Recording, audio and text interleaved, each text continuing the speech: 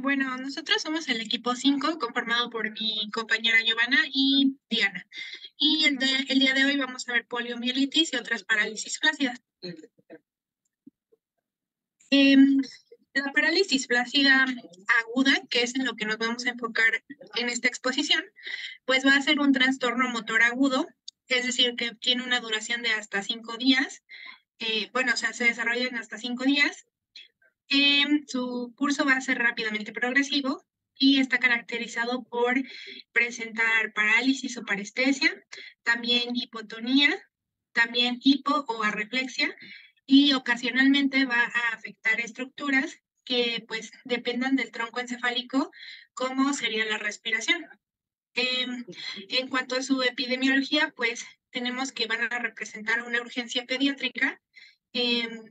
También, según la Organización Mundial de la Salud, el síndrome de parálisis flácida aguda va a afectar anualmente a 1 de cada 100,000 niños menores de 15 años. En México encontré que en el año de 2016 se reportaron 606 casos, en 2017 571 casos y en 2018 hasta 703 casos. Ahora, como etiología, pues es muy diversa. En esta exposición únicamente vamos a abarcar la etiología que está en moradito, pero bueno, las causas pueden ser poliomielitis, enterovirus, virus del Nilo, botulismo, mielitis transversa, polineuropatía no especificada, síndrome de Guillain-Barré, paraplegia flácida, cuadriplegia flácida, encefalitis, parálisis facial y traumática. Ahora, pues vamos a empezar con la primera causa de la parálisis flácida, que sería la principal, poliomielitis, y como tal, esta va a ser denominada parálisis infantil o enfermedad de Hein-Medio, y también se le conoce como fiebre poliovítica. Esta enfermedad pues no es nueva, se conoce desde la antigüedad. Encontré que desde 1580 a.C. Entonces, pues esta enfermedad está caracterizada por una parálisis flácida asimétrica y pues va a tener 3 etiologías que vamos a ir viendo. Y para mencionarles, el Día Mundial de la Polio es el 24 de octubre. Ahora, la poliomielitis pues es considerada como tal una enfermedad endémica, pero también a veces puede llegar a ser epidémica. Se ha descrito que el 0.5% de nacidos vivos podría padecer esta enfermedad, y pues la poliomielitis existía en todo el mundo antes de que se lanzara la iniciativa de erradicación en las Américas y luego a nivel mundial. En el año de 1988, la Organización Mundial de la Salud fijó la meta de erradicación y pues en ese momento se reportaban alrededor de 350,000 casos en 125 países. Ya para el año 2003, este número se redujo a 784 casos en 19 países. Eh, eh, es importante saber que en México el último caso registrado de poliomielitis fue en el año de 1990. Eh, Sin embargo, pues Afganistán, Pakistán y Nigeria, es decir, otros países, aún la registran casos hasta en el 2022, registraban casos. También pues es importante saber que eh, 3/4 de las infecciones van a suceder en niños menores de 15 años. También van a ser más frecuentes en poblaciones de bajo nivel socioeconómico. 90% de las personas infectadas como tal no van a desarrollar síntomas. De 4 a 8% van a presentar síntomas leves como fiebre, fatiga, cefalea. 1% va a desarrollar encefalitis y 1 de cada 200 infecciones va a dar una parálisis residual, y 5 a 10% de los casos van a fallecer por que se afectaron los músculos de la respiración. Ahora, como etiología, pues tenemos que pues este virus va a pertenecer a la familia de los picornavirus. El género es Enterovirus. y pues el reservorio va a ser el ser humano, es su único huésped, y, pero también puede encontrarse en algunos primates, pero sobre todo en los seres humanos. Como forma, pues es icosaédrica, mide de 20 a 30 nanómetros, tiene un RN monocatenario, tiene una cápside, em, y pues tiene diferentes proteínas con las que, sobre todo la BP1, 2, 3 y 4, y de acuerdo a esta, pues vamos a ir diferenciando cada serotipo que tiene. Entonces, em, van a clasificar en... Ay, ¿dónde está la tablita? Ay, no lo puse, pero bueno, estos se van a mantener varios días vivos a temperatura ambiente y varias semanas hasta 4 grados centígrados. Se van a inactivar por medio del formol, hipoclorito de sodio, también los rayos ultravioleta y la desecación. Es decir, van a ser termolábiles y pues se van a degradar rápidamente a temperaturas altas como 50 grados centígrados. Ahora sí, como pasando al poliovirus, que es lo que vamos a ver ahorita, pues van a existir 3 serotipos diferentes. Como les decía, PB1, PB2 y PB3. Los 3 van a poder provocar una parálisis, pero el tipo 1 lo va a hacer con mayor frecuencia. Después de ahí sigue el tipo 3 y luego el tipo 3, tipo 2, pero esto es pues muy raro. En los factores de riesgo, pues encontré que serían las personas sin inmunización, con malnutrición o que presenten algún grado de inmunosupresión. Ok, Ah, antes de esto, bueno, ¿qué receptor es al que se van a unir para, pues, ahora sí, iniciar su ciclo de replicación? O sea, si es una célula que se va a infectar mediante el RNA del virus, pero ¿a qué receptor se une para iniciar toda la replicación viral? encontré que es al receptor CD155. Muy bien. Ujú. Que es un péptido, nada más para que sepamos, un péptido glicosilado. Y bueno, lo va a manejar mediante los 3 serotipos y ahorita nos vas a platicar sobre la fisiopatología. Sí, bueno, este virus se transmite fundamentalmente por la vía fecal-oral, aunque también se puede transmitir por medio de la vía aérea. Em, y pues encontré que excepcionalmente la transmisión también puede ocurrir a través de fomites, pero esto pues es muy excepcional. La principal vía pues serían las gotitas de flush y fecal oral. Ahora, bueno, los poliovirus van a penetrar en el organismo humano por vía oral o nasofaringea, se van a multiplicar en el tejido linfoide de la laringe, después de ahí pues van a alcanzar el intestino, donde se van a replicar en la placa de Peyer para eliminarse en grandes cantidades por las heces. Después, rápidamente la infección se va a extender en los ganglios linfáticos regionales, van a alcanzar el torrente sanguíneo y esto va a dar lugar a una viremia escasa y transitoria que pues va a permitir que los enterovirus alcancen las células del sistema mononuclear fagocítico de los ganglios linfáticos y pues el vaso, el hígado, la médula ósea, en donde se van a multiplicar nuevamente. Posteriormente, Ujú. a los 3 a 5 días desde la exposición, los poliovirus van a poder ser aislados ya en sangre, faringe y las heces. En la mayoría de los casos, pues la reacción inmunológica del huésped va a determinar la producción de anticuerpos neutralizantes para bloquear al virus y frenan este proceso patológico, lo que pues va a determinar que la mayoría de las infecciones pues sean poco sintomáticas o hasta asintomáticas. Sin embargo, una minoría de personas va a, eh, pues, va a suceder una replicación vírica en el sistema mononuclear fagocítico y pues esto va a producir una segunda viremia, lo que permite que el poliovirus alcance las células nerviosas, generalmente las neuronas del asta anterior de la médula espinal.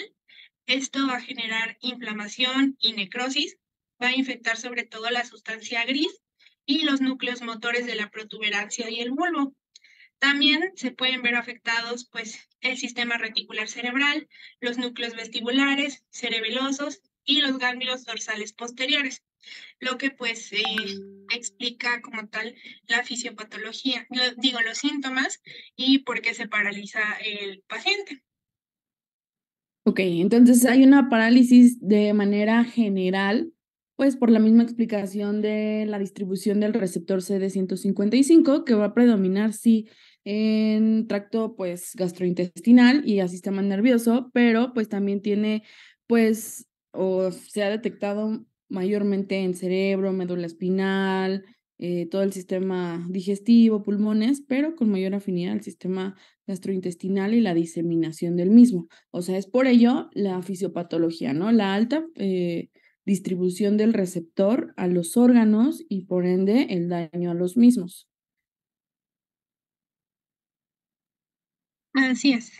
Súper. Y bueno, como cuadro clínico, pues primero tenemos que el periodo de incubación desde el momento de la exposición al virus hasta la aparición de la parálisis va a abarcar de 7 a 21 días, como un mínimo de 4 y un máximo de 40. Ahora, como les había comentado, pues las infecciones asintomáticas van a representar del 90 al 95% de los casos. Sin embargo, las que no son asintomáticas, pues tenemos diversos periodos de la enfermedad que va a tener pues diferentes síntomas. El primer periodo sería el invasivo o enfermedad abortiva o enfermedad menor.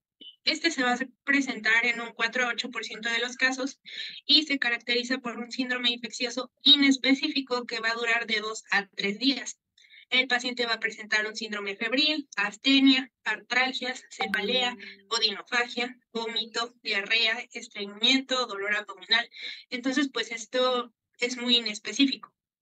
El segundo periodo, que ya sería el de enfermedad mayor o enfermedad no paralítica, va a corresponder pues del 0.1 al 2% de los casos y va a tener dos fases. La primera va a corresponder a la enfermedad menor, en donde van a destacar mialgias, temblor de brazos y piernas e hiperestesia.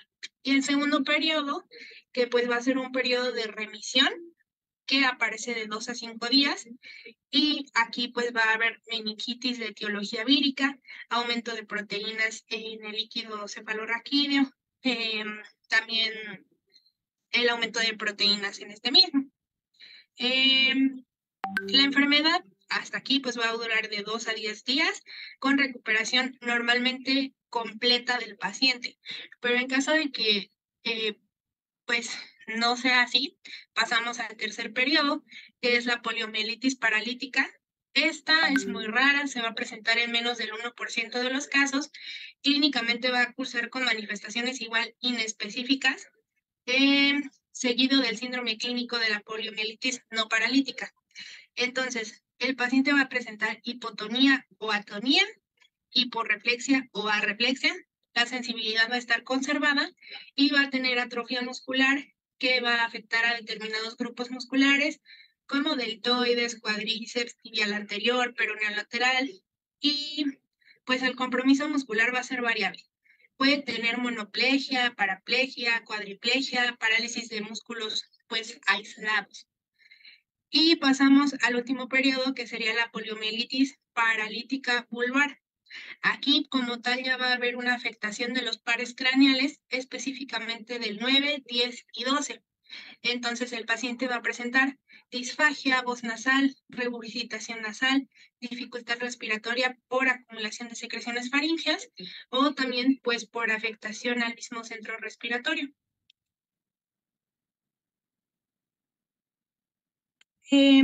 Para pasar al diagnóstico, pues, hay diversos casos. El caso sospechoso sería cualquier caso de parálisis flácida aguda, incluyendo el síndrome de Guillain-Barré, en una persona que tenga menos de 15 años de edad, por cualquier motivo que no sea un traumatismo grave o una enfermedad paralítica en una persona de cualquier edad. Y pues este deberá ser confirmado o descartado dentro de las primeras 48 horas desde que se notificó como caso sospechoso. El segundo es el caso probable. Es un caso sospechoso en el que se detecta una parálisis flácida aguda y no se puede detectar de inmediato ninguna otra causa de la parálisis. Y pues esto es provisional y dentro de las siguientes 10 semanas, pues ya debe de confirmarse o descartarse. Y el siguiente es el caso compatible. Cuando no se obtuvo una muestra de heces, por ejemplo, adecuada, en un caso probable, durante las 2 semanas siguientes al inicio de la parálisis, pero hay una enfermedad paralítica aguda con parálisis residual, compatible con poliomielitis al cabo de 60 días, pues es un caso compatible. Ahora, un caso confirmado va a ser una enfermedad paralítica aguda con o sin parálisis residual, pero que se haya aislado poliovirus salvajes en heces. Y también tenemos una última que es poliomielitis paralítica relacionada con la vacuna. Aquí pues está interesante y tenemos que se considera a un sujeto en quien la parálisis flácida aguda se inicia de 4 a 40 días después de recibir la vacuna contra el polio y que se presentan secuelas neurológicas compatibles con poliomielitis 60 días después del inicio de la parálisis. También hay un segundo caso, es una persona que tiene parálisis residual 60 días después del inicio de la parálisis flácida aguda y que estuvo en contacto de 4 a 40 días antes con un sujeto que haya recibido la vacuna. Después, cuando hablemos de la prevención, pues les voy a decir por qué por la vacuna. Ok. Bueno, diagnóstico de certeza de las infecciones de poliovirus, pues se va a establecer mediante un cultivo virológico, ya sea de muestras de heces, de secreciones faringeas o de líquido cefalorraquídeo.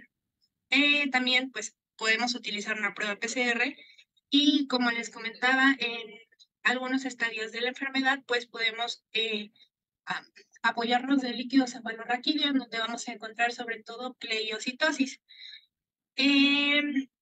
Y pues les quise agregar una tablita que incluye pues diversos diagnósticos diferenciales de la polio, como sería el síndrome de Guillain-Barré, que vamos a ver más adelante, la neuritis traumática y la mielitis transversa.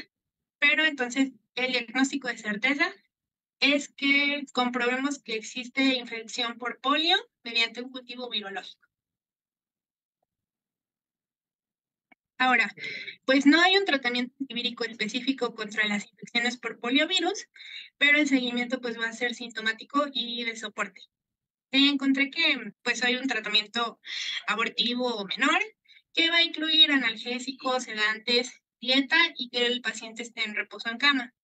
La poliomielitis no paralítica vamos a utilizar analgésicos. También se pueden utilizar compresas calientes de 15 a 30 minutos cada 2 a 4 horas. Y ya como tal en la poliomielitis paralítica vamos a requerir de hospitalización, de una alineación corporal correcta, esto para evitar una deformidad esquelética excesiva. También, pues aquí encontré que se pueden utilizar sedantes si es que no existe alguna afectación en la ventilación, pero pues como tal es conforme a la evolución del paciente porque no hay un tratamiento específico como tal.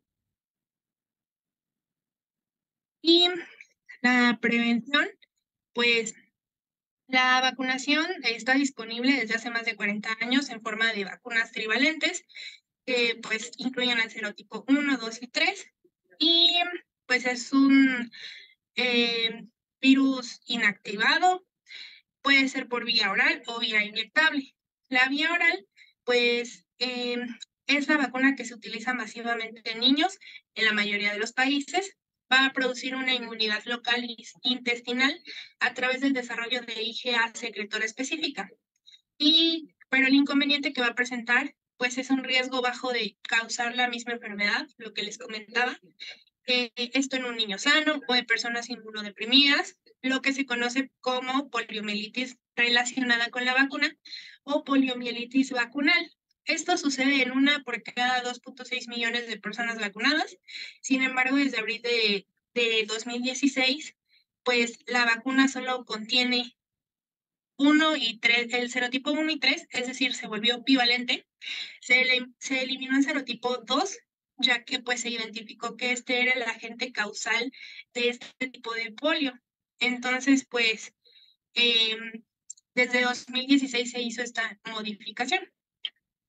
Y la segunda vacuna, pues es la vacuna vía inyectable. Esta se va a administrar vía subcutánea o intramuscular y va a tener la ventaja de no presentar ningún riesgo de desarrollar como tal el cuadro de poliomielitis asociada a la vacuna.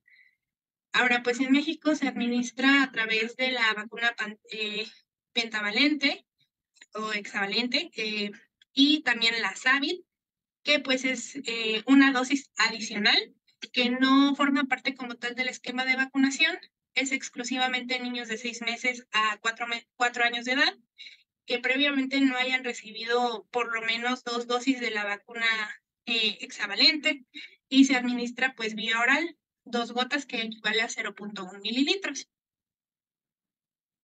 A ver, aquí sí hay que enfatizar bastante que la vacuna oral, pues realmente ya se quitó del cuadro o del esquema de inmunización a partir del 2020.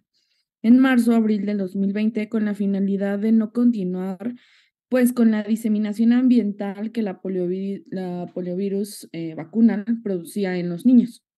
Entonces, la única forma en la que la estamos previniendo en el actual esquema de vacunación es mediante la vacuna hexavalente. Entonces, para que ya se queden con esto, que la vacuna Sabin oral ya no se pone. Indispensablemente en el que en 2016 quitaron el serotipo 2, que se veía relacionado con el desarrollo de la enfermedad, pero ya no se aplica la vacuna en niños mediante vía oral, únicamente la inyectable que va en la hexavalente, ¿vale? Para que esto sí lo tengan muy en cuenta, porque se modificó, sufrió cambios a partir de pandemia, cambios en cuanto al esquema de vacunación y entre ellas este cambio fue importante, ¿de acuerdo? De acuerdo, doctora, gracias. Muchas gracias, doctora.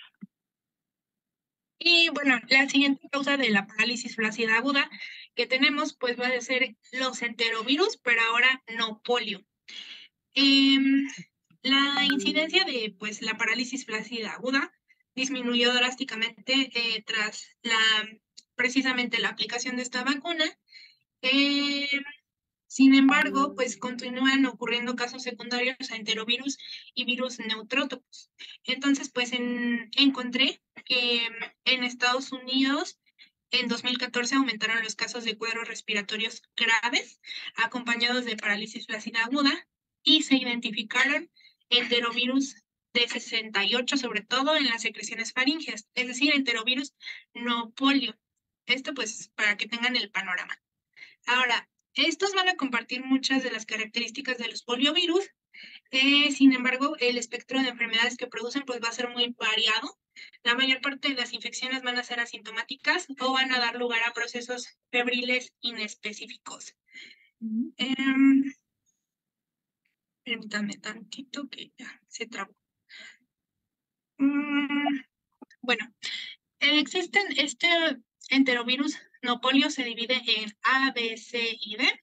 Les puse ahí una tablita con los serotipos y las abreviaturas. Sin embargo, como les comento, lo más común o lo que más se ha aislado e identificado con parálisis flácida aguda es el enterovirus D68. Ahora, pues encontré varios documentos de alerta epidemiológica en México por enterovirus no polio desde 2019.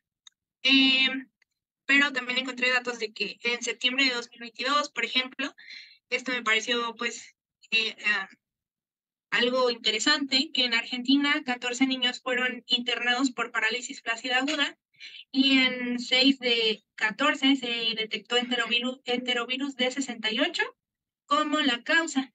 En agosto de 2022 en Chile se reportaron 3 casos cuyo cultivo nasofaringeo igual pues dio positivo a enterovirus y es importante saber que tiene un pico en otoño y verano. Entonces, pues es algo actual, ¿vale? Es de 2022. Ahora, como cuadro clínico, pues tenemos que puede dar desde una infección de vía aérea superior, fiebre, vómitos, dolor abdominal, lesiones exantemáticas, parecias, y aquí viene la parte de parálisis flácida aguda, que sería hipotonía, cialorrea, dificultad respiratoria, parálisis aguda simétrica, los reflejos osteotendinosos van a estar disminuidos y pues como tal, o sea, clínicamente va a ser indistinguible de la poliomielitis y pues ya el diagnóstico lo haremos con un cultivo y también pues por medio eh, del líquido cefalorraquídeo lo podemos diferenciar de otras enfermedades porque tiene pleiocitosis, pero como tal pues sería el cultivo para distinguirlo de la poliomielitis.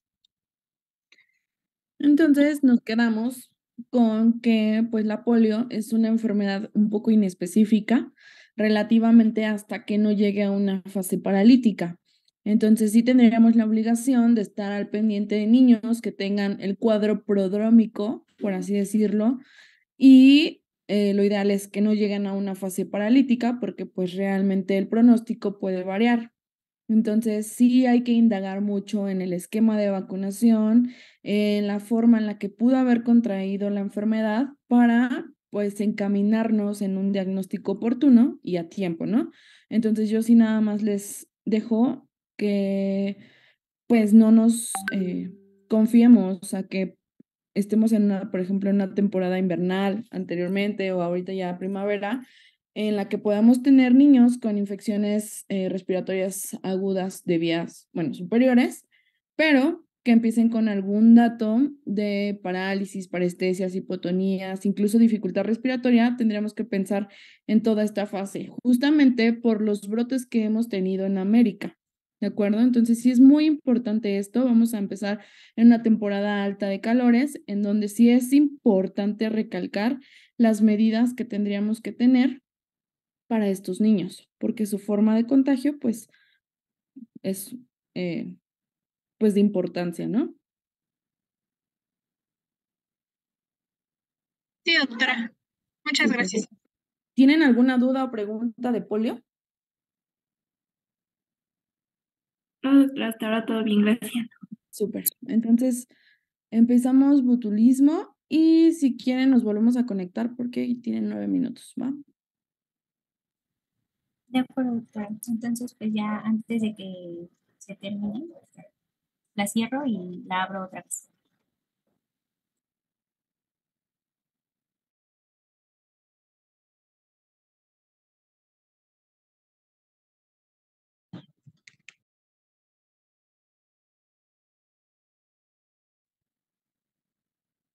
Muy bien.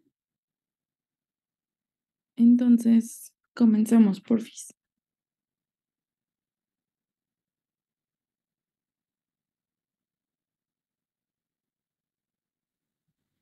De acuerdo. Pues vamos a pasar ahora con lo que es el botulismo, que bueno, es una enfermedad neuroparalítica que es descendente y que es simétrica, es muy rara y es pues altamente mortal. Es causada por neurotoxinas que se encuentran producidas por Clostridium botulinum, que Ujú. aquí pues lo importante es que la toxina va a bloquear de una forma irreversible la liberación de acetilcolina en la unión neuromuscular. La que sigue, por favor. Y bueno, referente a los tipos de toxina botulínica, vamos a tener que hay 6 tipos. Estos están clasificados de la A la G. Y bueno, vamos a tener que eh, la enfermedad humana se suele asociar mayormente a los tipos A, B o E y rara vez con el tipo F. Y los tipos C y D afectan principalmente a los animales y el tipo G, pues actualmente no se ha registrado como tal una enfermedad conocida que cause.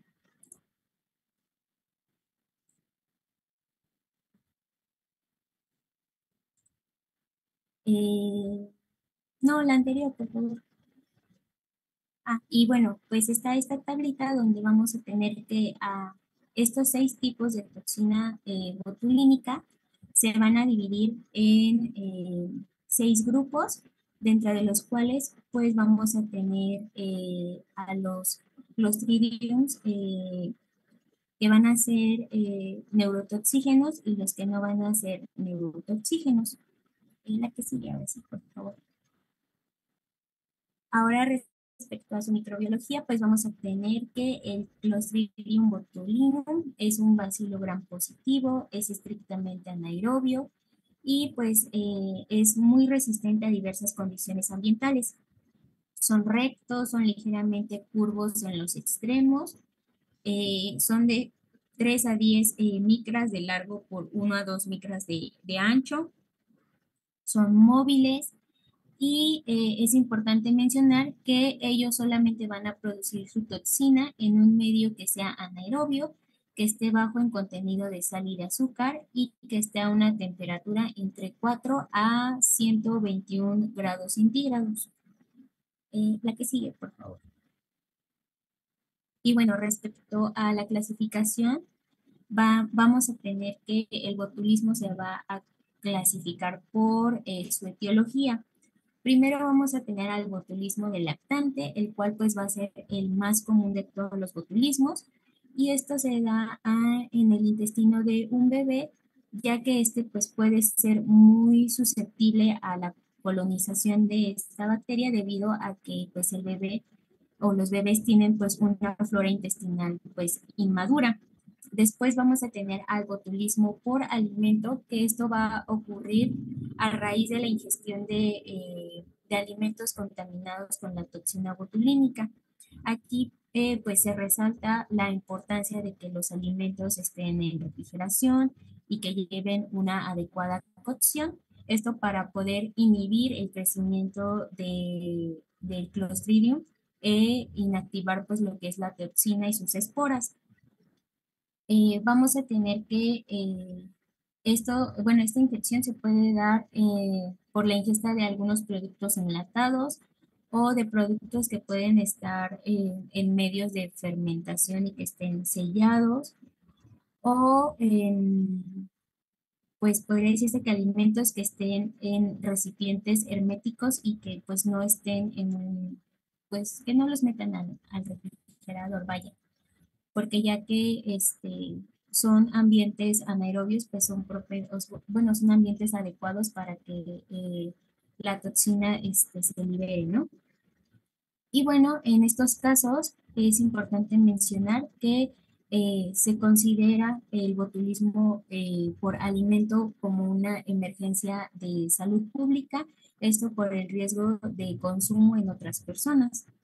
Y bueno, vamos a tener el botulismo por herida y esta se produce por la infección de las heridas por esporas y esto ocurre con mayor frecuencia en las personas que llegan a usar drogas bueno, que se inyectan drogas en caso de alguna lesión traumática, como lo puede ser algún accidente vehicular o por cirugías.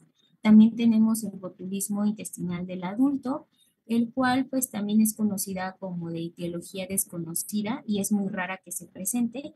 Y esto se cree que es debido a la colonización de este microorganismo en pacientes que tienen pues una flora gastrointestinal alterada, esto ya sea porque tienen alguna enfermedad a nivel gastrointestinal o por el consumo reciente de antibióticos.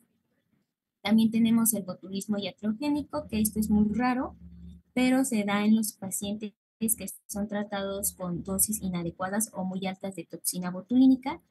Y por último tenemos al botulismo de bioterrorismo y bueno, es que pues leí que esta toxina pues es considerada un agente potencial para el bioterrorismo, ya que se han registrado que pues es muy potente, muy letal y que con 1 gramo de esta toxina pues tendría el poder de matar a más de 1 millón de personas si se disemina de manera correcta, de forma aérea, bueno, sí, en el ambiente, y ya se han registrado como ciertos casos o intentos fallidos en Japón. Súper. Entonces, lo importante de esta bacteria, este bacilo, es que se desarrolla a temperaturas muy específicas, ¿no? Son termosensibles y con facilidad lo podemos ingerir mediante alimentos, que sería la primera causa de ingesta del mismo. Entonces, pues obviamente al estar en malas condiciones los alimentos, se modifican los pH y puede incluso desarrollarse en un pH mayor a 4,5 y las temperaturas, pues como ya lo dijo la doctora, en temperaturas superiores a los 10 grados Celsius. Y como lo dice, en cuanto a la letalidad para el hombre, pues sí se necesitaría una cantidad de hasta 1 microgramo para que sea extremadamente tóxico para el mismo y pues producir el daño propiamente. ¿De acuerdo? Entonces, nada más para que lo tengamos en cuenta, los tipos que tenemos y la manera en la que lo podríamos desarrollar. Sí, doctora, gracias. Y bueno, respecto a la epidemiología, pues como tal, en México no encontré como tal datos recientes, pero en Estados Unidos encontré que del 2001 al 2015 se informaron de alrededor de 2.223 casos de botulismo, donde predominó lo que va a ser el botulismo infantil con un 71% y que representa pues prácticamente 2,1 casos por cada 100.000 habitantes. Y el botulismo por herida fue del 15% y el botulismo transmitido por alimentos fue del 13% y el botulismo del adulto intestinal iatriogénico de causa desconocida fue menos del 1%. La que sigue, por favor. Y respecto a la transmisión, pues vamos a tener que todas las especies de Clostridium pueden producir esporas, que pues son las formas latentes del organismo y que son pues muy resistentes al calor, a ciertas condiciones ambientales y que pues estas esporas pueden vivir por muchísimo tiempo. Estas las podemos encontrar en el polvo, en el suelo, en el sedimento acuático y también se ha registrado que se encuentra a veces en el intestino de humanos y de animales. Se han encontrado estos organismos a nivel del tracto intestinal de peces, de aves, de mariscos, cangrejos, caracoles y también en las lombrices que encontramos en la tierra. Eh, no se ha observado como tal una transmisión de persona a persona, pero pues hay que tener cuidado a la hora de la manipulación de, por ejemplo, de la materia fecal o de los contenidos gástricos de una persona que pues esté infectada.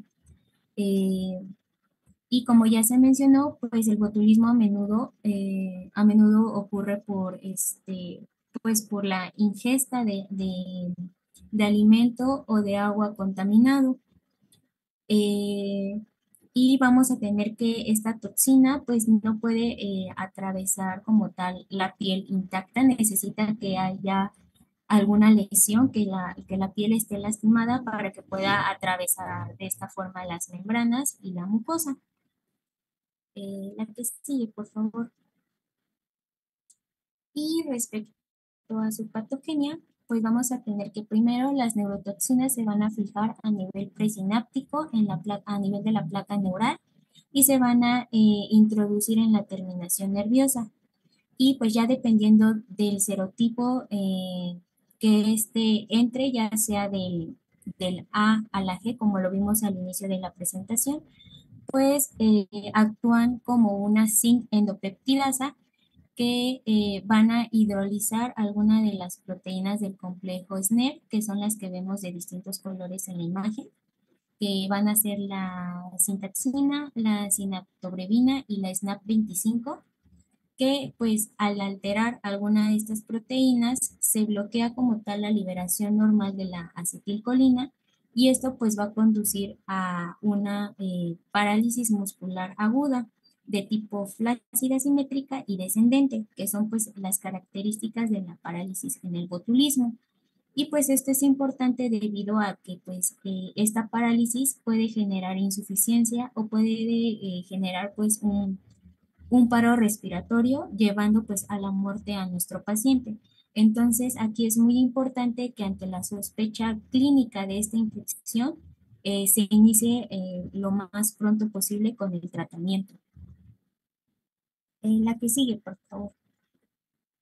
Y respecto al periodo de incubación, pues vamos a tener que este varía dependiendo del tipo de botulismo, y en el botulismo por alimento puede ser de horas hasta 8 días, y se vuelven sintomáticos de las 12 a las 72 horas. En el botulismo por heridas va de horas a 2 semanas con un periodo de incubación de 10 días. En la incubación para la colonización intestinal en adultos o en el botulismo infantil, en algunos casos han aparecido hasta 47 días después de la ingestión de alimentos que hayan sido contaminados. Y en el botulismo adquirido por inhalación se puede desarrollar entre las primeras 12 a 36 horas después de la exposición, y la incubación pues puede variar hasta varios días. La siguiente, por favor. Ahora, respecto a las manifestaciones clínicas, pues vamos a tener que el botulismo se va a caracterizar principalmente por la debilidad que afecta a los nervios craneales, a las extremidades y a la musculatura. Vamos a tener el cuadro clínico para el botulismo del lactante, que esto se da, bueno, los bebés en mayor riesgo van a ser los mayores de 4 meses. Estos van a presentar estreñimiento, llanto, succión débil, reflejo nauseoso ausente o disminuido, tosis, puede haber midriasis, dificultad respiratoria y oftalmoplegia. Y aquí pues es importante mencionar que casi la mitad de estos niños pues van a requerir intubación, y su recuperación pues va a ir de semanas e incluso hasta meses, y pues la mayoría ha reportado como una buena recuperación.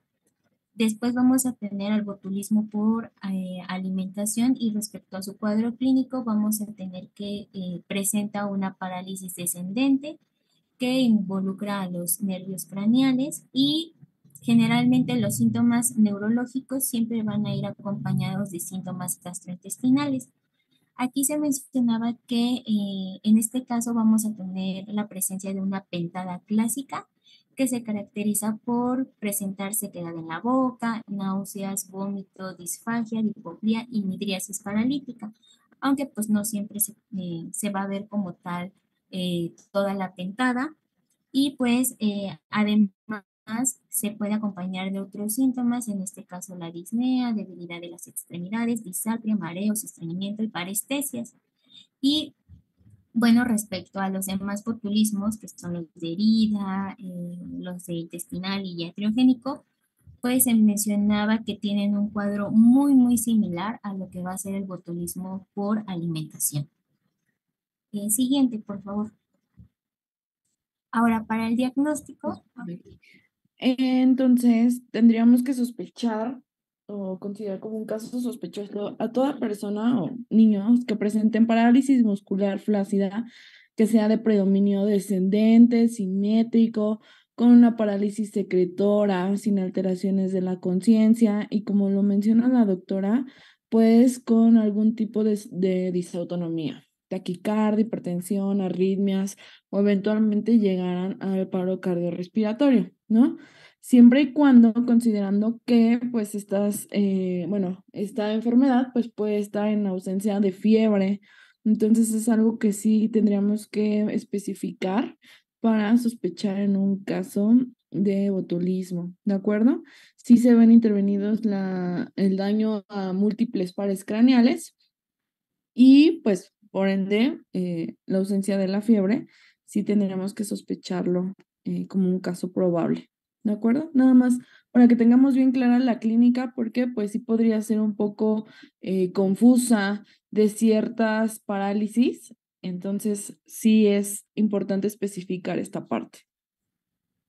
De acuerdo. Neumonía, o sea, fiebre se podría considerar, pero a lo mejor ya en un caso de sobreinfección, que un paciente ya tenga neumonía por algún tipo de broncoaspiración o incluso asociados a cuidados de la atención de la salud, pero bueno, ya se pensaría en un segundo panorama.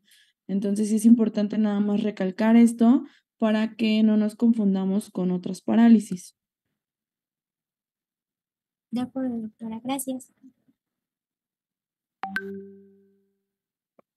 Ahora respecto pues al diagnóstico del botulismo, pues respecto a estudios de laboratorio, pues vamos a tener la confirmación de detección de la toxina botulínica y esto se puede hacer mediante pruebas en suero, en heces o específicamente en el alimento sospechoso que haya infectado a nuestro paciente, ¿no?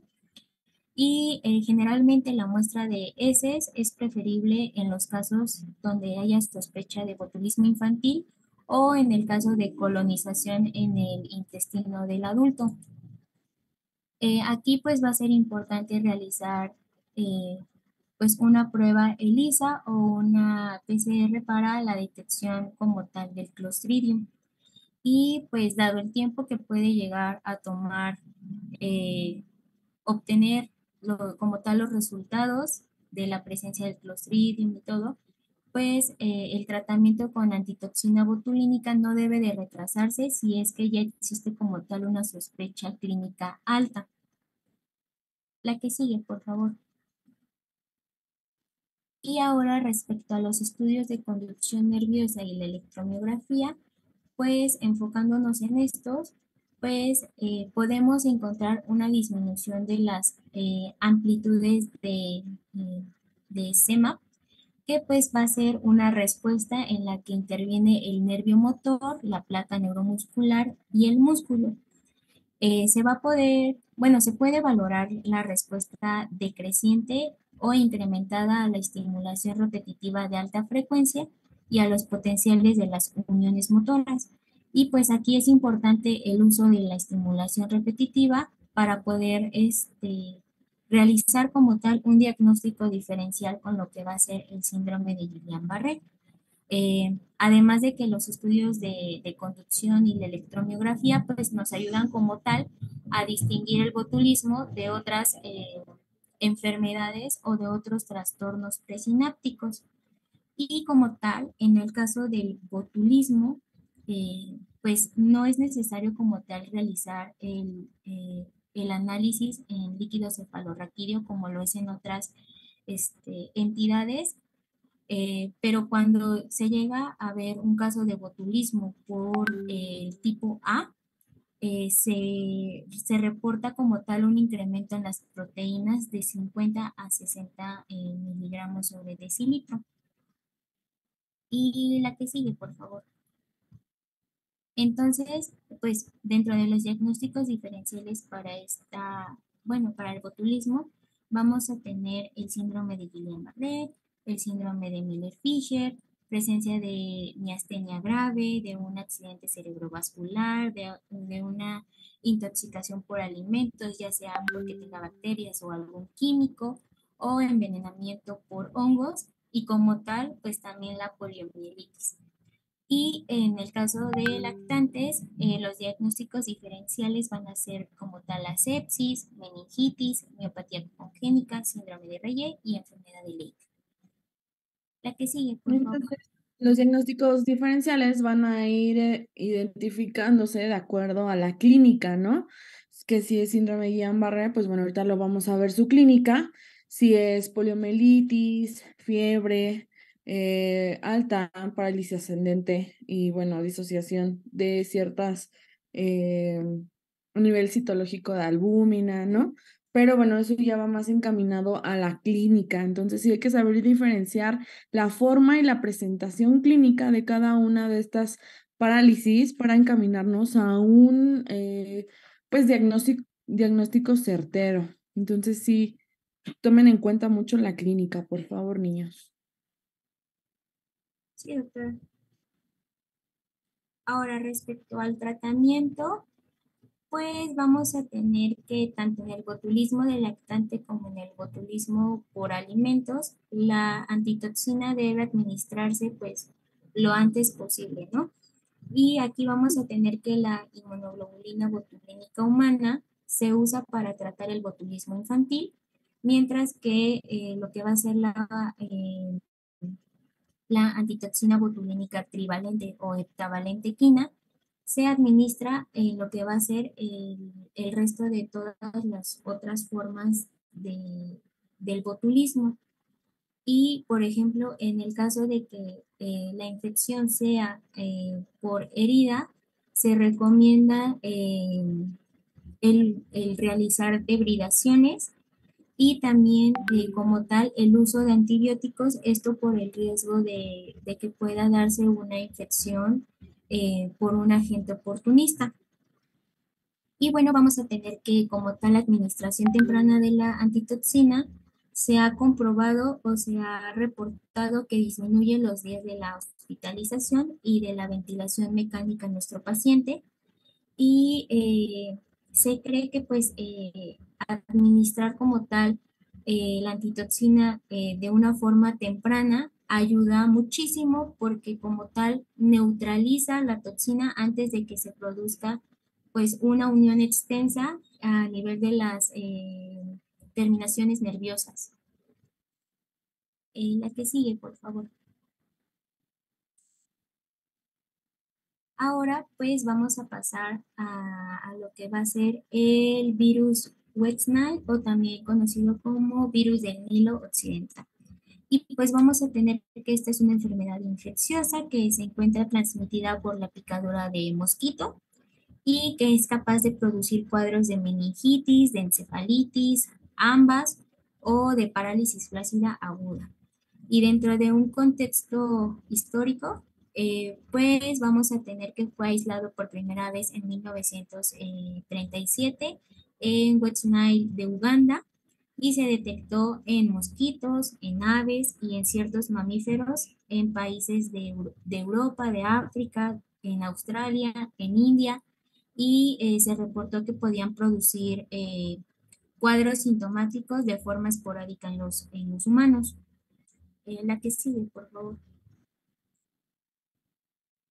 Eh, Respecto a las características del virus, pues vamos a tener que es un arbovirus perteneciente a la familia Flaviviridae del género Flavivirus y se incluye en el serocomplejo del virus que puede causar encefalitis japonesa. Este virus tiene una envoltura de unos 50 nanómetros de diámetro, su genoma es de una cadena sencilla de RNA positiva y vamos a tener que a nivel de la envoltura va a tener glucoproteínas, que es la E y la M, donde la de gran importancia va a ser la E, ya que va a ser una proteína estructural encargada de mediar la unión del virus a la célula hospedadora. Y pues aquí es importante como tal recordar que justo a este género al que pertenece el virus del Nilo Occidental, están englobados otros virus que son causantes de lo que va a ser la fiebre amarilla, el dengue, la encefalitis japonesa y pues la encefalitis de San Luis. Siguiente, por favor.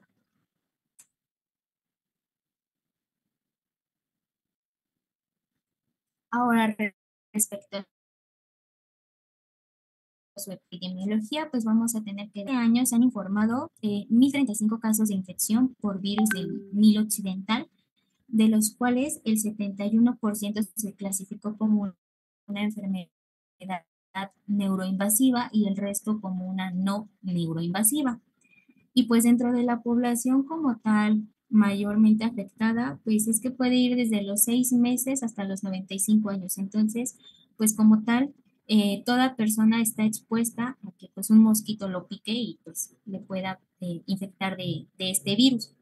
Y como tal, dentro de cierta manera los factores de riesgo, pues va a ser principalmente habitar o estar en zonas húmedas que pues son de,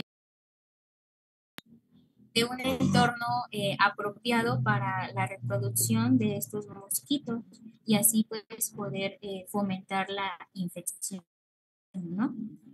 Y aquí pues también es importante considerar las épocas del año donde podemos encontrar más mosquitos, como lo puede ser en verano, y en lugares cercanos a costas, a lagos o pues lugares donde encontremos agua estancada y que estén los mosquitos. Siguiente, por favor. Ahora, respecto a la patogenia, pues vamos a tener primero que nada que el virus se une a una célula, a una proteína celular específica y penetra por medio de endocitosis. Se cree que dentro va a existir como tal una caída de lo que va a ser el pH intracelular, lo cual pues va a ayudar a promover el cambio conformacional de la glucoproteína E, y esto va a permitir la fusión de la membrana viral con la membrana celular. Va a comenzar la translocación del material genómico que funciona como un RNA mensajero, y por medio de pases enzimáticos por degradación proteolítica se van a producir 10 proteínas virales, de las cuales 3 van a ser componentes estructurales y 7 van a ser componentes no estructurales que van a intervenir a nivel de la replicación viral. También se dice que la replicación se va a dar en una región perinuclear de lo que va a ser el retículo endoplasmático rugoso de la célula huésped, donde se da pues justamente esta translocación. Y se va a iniciar con la formación de los viriones inmaduros junto al retículo endoplasmático rugoso. Se va a cubrir de cierta manera, o sea, van a formar las vesículas donde van a estar estos viriones inmaduros. Van a salir como tal por vía excretora a la membrana celular, y por medio de exocitosis va a salir como tal un virus maduro, y este ya va a ser capaz de poder infectar otras células. La que sigue, por favor. Ahora, en el ciclo vital, pues vamos a tener que, pues como ya se mencionó, se transmite principalmente por la picadura de un artrópodo, en este caso, pues va a ser un mosquito. Y vamos a tener que como tal, se va a presentar un ciclo rural donde va a circular entre aves y mosquitos. Y bueno, este virus es capaz de infectar tanto a los vectores como los hospedadores vertebrados, que en este caso pues van a ser las aves, los pájaros, y los vectores pues van a ser los mosquitos, que van a ser específicamente del género Culex. Y la infección pues puede persistir en distintos órganos de aves y mamíferos, como lo pueden llegar a hacer en los roedores, y por eso es que también se puede dar un contagio en las aves que son carroñeras, cuando se alimentan de estos animales que pues tienen el virus. Y bueno, los vectores afectan principalmente a los... Bueno, se ha comprobado que puede haber una transmisión de humano a humano, esto mediante una transmisión vertical intrauterina, por medio de la lactancia, transfusiones sanguíneas o trasplante de órganos. Y en otros casos se ha mostrado que puede haber una transmisión accidental, esto en los laboratorios, al estar manipulando tejidos contaminados y presentar alguna herida o alguna laceración que se pueda pues, contaminar. La que sigue, por favor. Respecto al cuadro clínico, vamos a tener que en su gran mayoría se cursa de manera asintomática, y que su periodo de incubación puede ser de 3 a 14 días, pero pues se puede prolongar. Y puede presentar prodromos con fiebre, cefalea y síntomas inespecíficos que van a ser pues malestar general, anorexia, náuseas, vómito, dolor ocular, cefalea, mialgia, erupción cutánea y las linfadenopatías. Y estos síntomas pueden llegar a presentar una duración de entre 3 a 6 días aproximadamente. Respecto a la sintomatología respiratoria que puede referir el paciente, puede tener rinorrea y tos, y de acuerdo a la sintomatología dermatológica, pues la presencia de erupción eritematosa macular o papular, que involucra a todo el cuerpo con predominio en lo que va a ser en el torso y las extremidades, y estos van a ser más vistos en brotes tempranos. Y respecto al espectro de la enfermedad, pues es que puede ir desde presentar un cuadro febril hasta llegar a una meningoencefalitis fulminante si no se trata. Y es que se ha reportado que 1 de cada 5 personas puede desarrollar un cuadro de fiebre moderada y 1 de cada 150 personas puede llegar a desarrollar meningitis, encefalitis o ambas.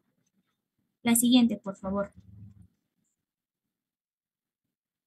Ahora, dentro de los síntomas de alarma o asociados a mortalidad, pues vamos a encontrar la debilidad muscular severa y cambios a nivel de la conciencia.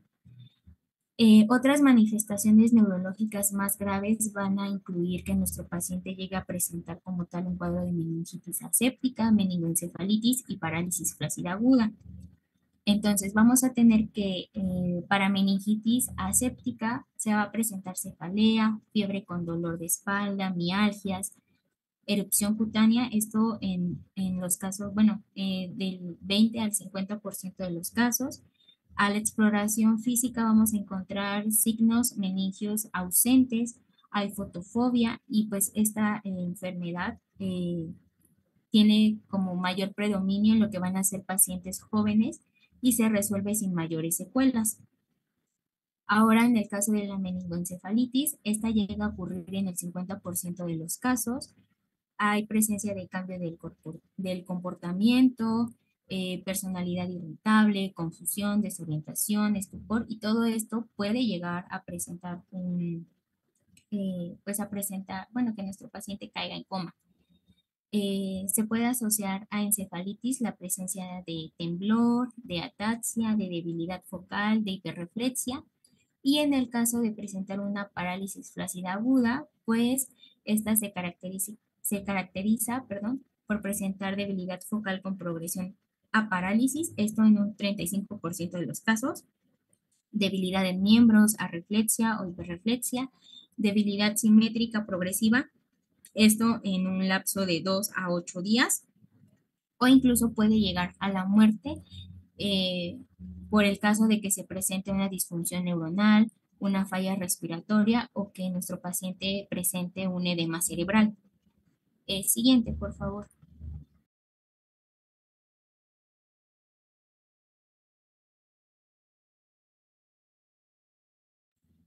Ahora, respecto al diagnóstico, pues se inicia con un alto índice de sospecha clínica, esto por la sintomatología, por los antecedentes epidemiológicos, por la exposición y pues claramente que nuestro paciente refiera que ha sido picado por mosquitos.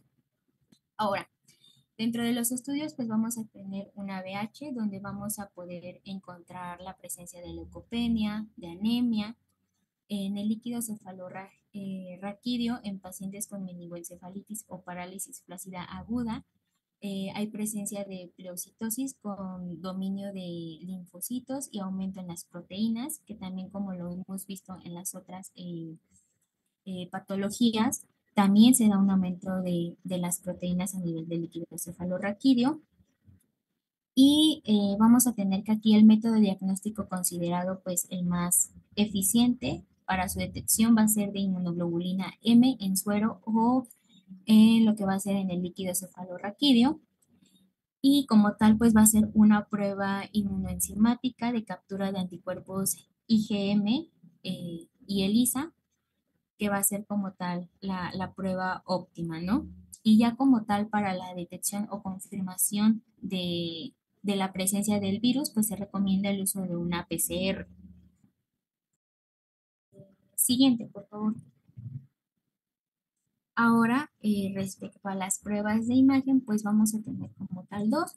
La TAC, que nos puede dar o reportar datos de inflamación o de patología aguda a nivel del sistema nervioso central. Y la resonancia magnética, que esta pues nos puede llegar a mostrar lesiones en el puente, en ganglios basales y el tálamo, si hay engrosamiento en las leptomeninges o en las áreas ventriculares.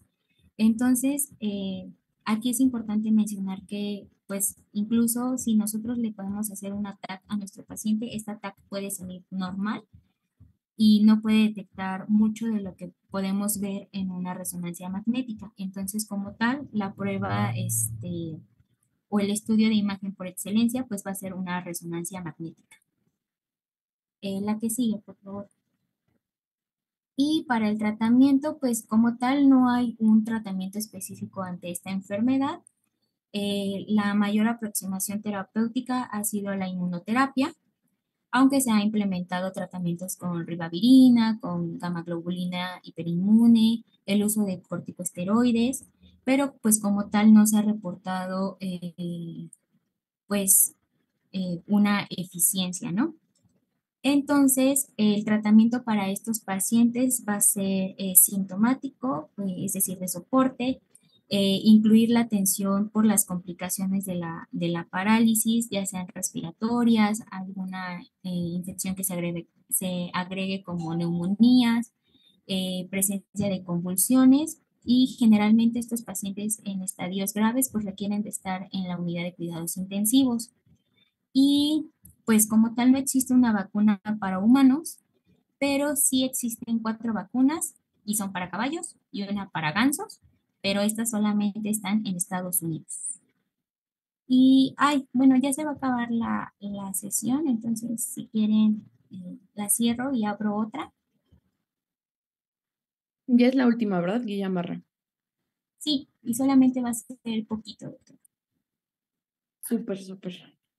Entonces nos conectamos. Gracias. La barré.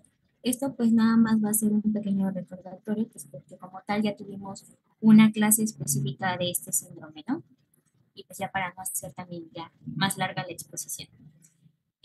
Vamos a tener que, para recordar, pues es una enfermedad desmielinizante aguda que causa el rápido desarrollo de la debilidad de las extremidades y a menudo de los músculos faciales, respiratorios y de la deglución y que pues habitualmente se debe a que hay una inflamación multifocal en las raíces espinales y de los nervios periféricos, especialmente a nivel de las vainas de mielina y en casos graves pues puede también afectar los axones, ¿no? Siguiente, por favor. Vamos a tener que suele afectar a personas de cualquier edad y sexo con 2 picos de presentación, uno en la etapa adulta, en los adultos jóvenes de 15 a 34 años y otra en ancianos de 60 a 74 años y pues es muy rara en los niños menores de 1 año. Desde la marcada declinación de lo que va a ser pues la presencia de la poliomielitis, el síndrome de Guillain-Barré es considerado pues como la causa más frecuente de una parálisis flácida y se han reportado como tal una incidencia mundial de 0.6 a 4 por cada 100.000 habitantes al año. Eh, Vamos a tener que su afectación se da de entre 2 a 4 semanas después del inicio de los síntomas, que estos se van a caracterizar por la presencia de parálisis flácida con arreflexia, con trastorno sensorial variable y la elevación de proteínas en el líquido cefalorraquídeo. Entonces, desde aquí ya podemos ver que de acuerdo a la sintomatología o principalmente a lo que se caracteriza el síndrome de Guillain-Barré, de cierta manera comparte este cuadro con las patologías que hemos visto anteriormente, el West Nile, el botulismo, el polio.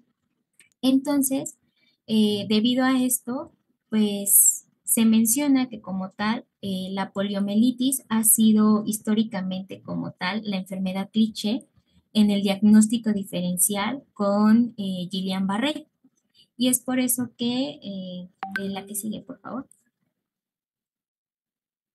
pues como tal, ya no íbamos a ver como tal el tema completo de Guillain-Barré, pero nos íbamos a enfocar en que existe una amplia gama de lo que van a ser los diagnósticos diferenciales para síndrome de Guillain-Barré. Entonces, es muy importante, como lo venimos mencionando mi compañera, la doctora en esta presentación, que nos enfoquemos en realizar una buena historia clínica, un adecuado examen físico, y realizar las pruebas pertinentes como el análisis de líquido cefalorraquídeo, los estudios de conducción nerviosa, los de imagen, esto para poder de cierta manera esclarecer y dar un diagnóstico certero y definitivo, ¿no? Como lo vemos en la tablita del lado derecho, vamos a tener diferentes y muchísimas patologías que son el diagnóstico diferencial. Y por ejemplo, marqué las que vimos en esta presentación, que van a ser las alteraciones a nivel de la unión neuromuscular, como lo va a ser el botulismo, pero también la afección de las neuronas motoras, como lo va a ser en la presencia del virus West-Nile y de polio. Entonces va a ser muy importante, o aquí más que nada es recalcar la importancia de realizar, eh, de explorar y de interrogar muy bien a nuestro paciente para poder dar un diagnóstico, porque no siempre va a ser la presencia de síndrome de Guillain-Barré, sino considerar otras patologías que también son parte de las parálisis flácidas agudas. Y ya como último dato, pues es importante mencionar que si hay una patología que dura mayor a 8 semanas, es extremadamente rara que sea síndrome de Guillain-Barré. Entonces ya desde ahí podemos considerar que es otra entidad u otra patología. Esto principalmente por el periodo de incubación y la primoinfección de origen viral, ¿no? Bueno, o sea, es secundaria a Sí. a una infección. Y bueno, la clínica en esta parte, pues sí, yo sí recalcaría que es de forma cefalocaudal, no, es ascendente, ¿no? Entonces, de esta forma, pues a lo mejor sí podríamos orientarnos en la aparición de la parálisis, a diferencia del botulismo o del virus de West Nile, ¿no?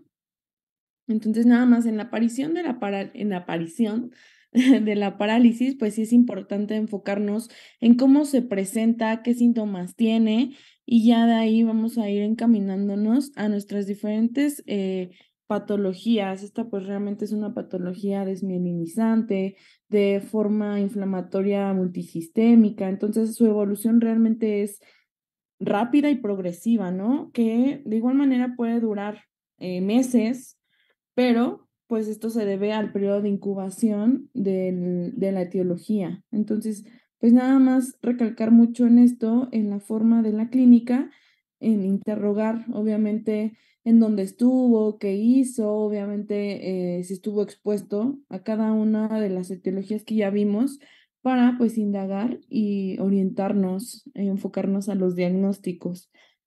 Es un poco complejo, pero pues sí, sí es importante saber la clínica de cada una de ellas para identificarlo.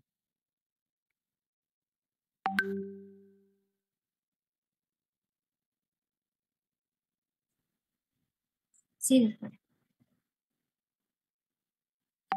Muy bien, entonces no sé si tengan alguna duda, pregunta.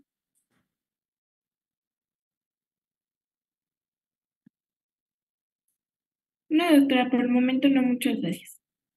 Muy bien, bueno, pues entonces nos vemos mañana para su clase de derma, ¿de acuerdo? Ay, Cualquier doctora, situación, ajá.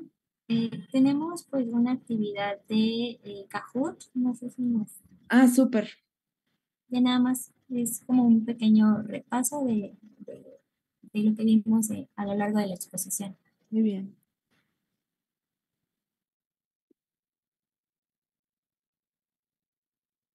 Sí, pueden acceder por equipos, por fin.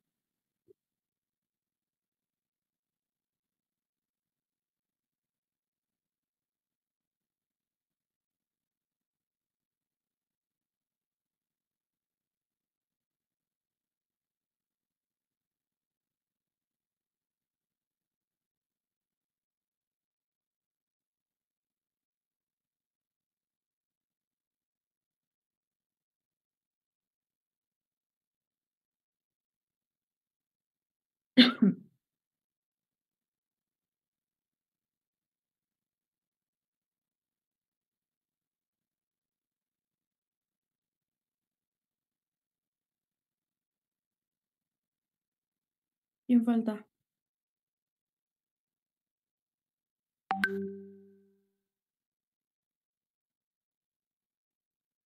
Creo que nada más falta el equipo 4. Oh, súper. Bueno, y el equipo 10. Ok.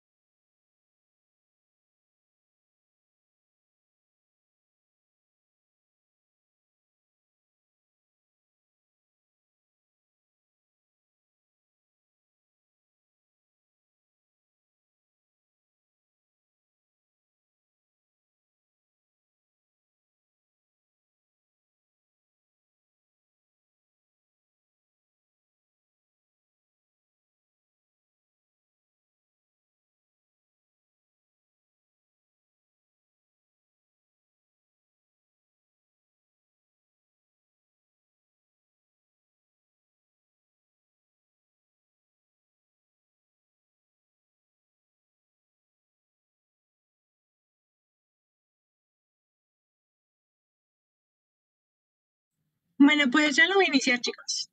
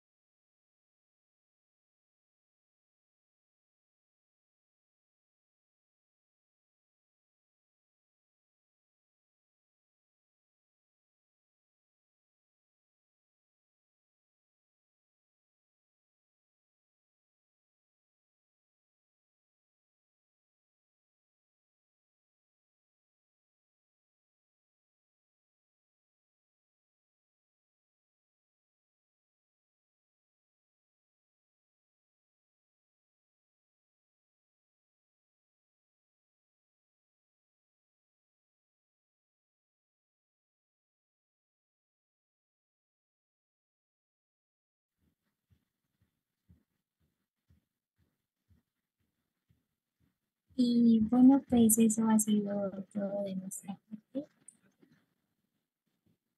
Eh, Gracias, doctora y compañeros. Muy bien.